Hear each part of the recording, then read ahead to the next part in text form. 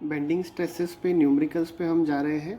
बहुत ही सिंपल सा एक न्यूमेरिकल लेके हम इसे समझेंगे।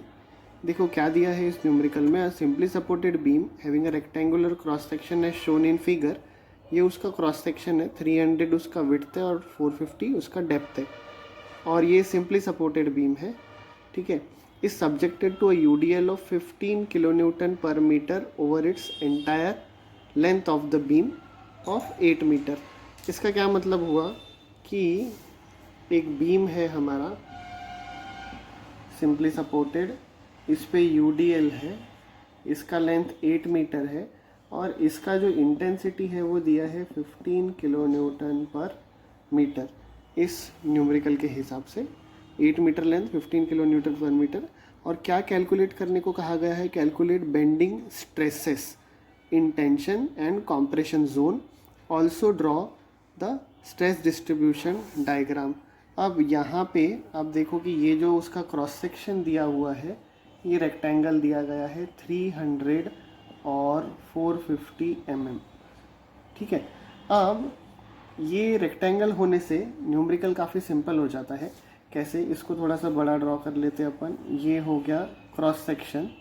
ठीक है, इसका सी जी कहाँ पे आएगा? तो आप बोलोगे कि सर ये फिगर सिमेट्रिक होने से इसका जो सी जी है इधर आएगा, मतलब आपका ये हो जाएगा न्यूट्रल एक्सिस, और इससे ये जो डिस्टेंस है ये आप कहोगे कि d/2 है। ये भी डिस्टेंस जो है ये भी d/2 है, मतलब टोटल 450 होने से ये 450/2 आ जाएगा, ये भी 450/2 आ जाएगा। अब हमें पता है कि ये जो बीम है ये कैसे बेंड होगा, ये ऐसे बेंड होगा।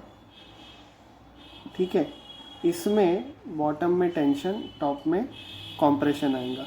तो ये जो हो गया न्यूट्रल एक्सिस के नीचे का पार्ट जो हो गया वो अंडर टेंशन रहेगा। ये न्यूट्रल एक्सिस हो गया आपका, ये पार्ट अंडर टेंशन है। So this will be equal to y t max और this will be equal to y c max. अब क्योंकि ये सिमेट्रिक है तो वाई टी मैक्स और वाई सी मैक्स सेम रहेगा।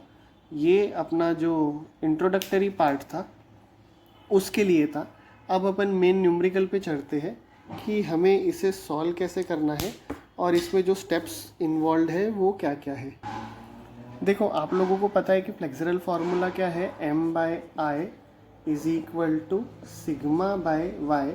अगर हम टेंशन की बात कर रहे हैं तो ये हो जाएगा सिग्मा t/yt, और अगर हम कॉम्प्रेशन जोन की बात कर रहे हैं तो यही हो जाएगा सिग्मा c/yc। हमें इस न्यूमेरिकल में स्ट्रेस इन टेंशन और स्ट्रेस इन कॉम्प्रेशन निकालना है। तो उसके लिए जो बाकी के 3 अननोन हैं जैसे कि yt, i और m, ये तीनों हमें निकालने पड़ेंगे। तो यही हमारे 3 स्टेप्स बन रहे हैं। अगर हमें ये तीनों वैल्यूज़ पता चल गए, yt, i और m पता चल गया, तो स्ट्रेस आराम से निकल जाएगा। ठीक है, तो फर्स्ट स्टेप हम चालू करते हैं, location of neutral axis that is yt बोलो या yc बोलो। तो ये रेक्टेंगल सेक्शन है। For rectangle y is equal to d/2, 225 mm from top and bottom दोनों तरफ से। यहाँ से भी 225 आएगा, टॉप से भी 225 आएगा। तो ये हमारा हो गया y, location of y bar. y बार आपका क्या हो गया? ये yt बोलो या yc बोलो या y बार बोलो, एक ही चीज़ है, क्योंकि यहाँ पे वो सिमेट्रिकल होने से दोनों सेम है। पहला आ गया। सेकंड चलते हैं I पे, moment of inertia about neutral axis. तो because this is a rectangle, इसका I BD³/12 ये अपन स्टैंडर्ड केसेस में देख चुके हैं। इसकी वजह से जो I का वैल्यू आता है आपका, इसको सॉल्व किया तो इतना आ गया। अब बोलेंगे सर डेसिमल के बाद इतने सारे डिजिट क्यों लिया? क्योंकि 10⁻⁹ है, जितना डिजिट मैक्सिमम ले सको उतना ले लेना। I है करके यूनिट आएगा mm⁴। ठीक है, तो सेकेंड पार्ट जो हमारा था I वाला, ये भी निकल गया BD³/12। yt और yc 225 ये भी निकल गया। लास्ट पार्ट बच रहा है m, that is bending moment.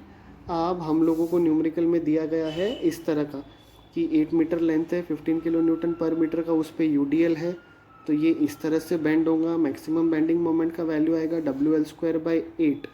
बस ये वैल्यू हमें निकालना है।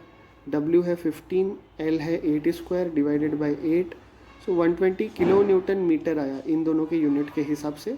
लेकिन हमें सभी चाहिए न्यूटन एमएम में। इसको कन्वर्ट करो, किलो न्यूटन को कन्वर्ट किया तो 10⁻3, मीटर को कन्वर्ट किया तो भी 10⁻3, इसलिए 10⁻6 से मल्टीप्लाई कर दिया न्यूटन एमएम। सो एम का वैल्यू फाइनली हमारा आ गया यहाँ पे 120 इंटू 10⁻6 न्यूटन एमएम। बस ये 3 चीज़ें निकल गई यहाँ से, 1 2 3 निकल गया। सिग्मा टी कैसे निकालोगे, वाई इधर जाएगा, सिग्मा टी निकल गया। सिग्मा सी कैसे निकालोगे, वाई सी इधर जाएगा। अब वाई टी और वाई सी सेम है, तो m by I is equal to sigma by y. 4th step, last step है stress calculation, sigma c max by y c max और sigma t max by y t max. तो यहाँ पे दोनों का value same है, ये LHS तो हमारा सेम ही है।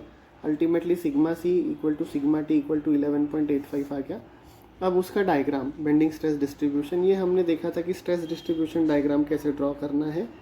सेंटर पे एक लाइन, और यहाँ से आप देखो ये जब बेंड होगा तो इस तरह से बेंड होगा, तो टेंशन नीचे आएगा, कॉम्प्रेशन ऊपर आएगा, क्योंकि सिंपली सपोर्टेड बीम है। तो यहाँ पे टेंशन देखो हमने नीचे दिखाया है, सिग्मा टी मैक्स नीचे, जिसका वैल्यू 11.85 न्यूटन पर एम एम स्क्वायर, स्ट्रेस का यूनिट है न्यूटन पर एम एम स्क्वायर। दूसरा सिग्मा सी मैक्स ऊपर, जिसका वैल्यू आता है 11.85 न्यूटन पर एम एम स्क्वायर। यहाँ पे हमने वाई सी मैक्स और वाई टी मैक्स भी दिखा दिया। तो इस तरह से ये जो न्यूमेरिकल है आपका, ये सॉल्व हो गया। बहुत ही बेसिक सिंपल सा न्यूमेरिकल है।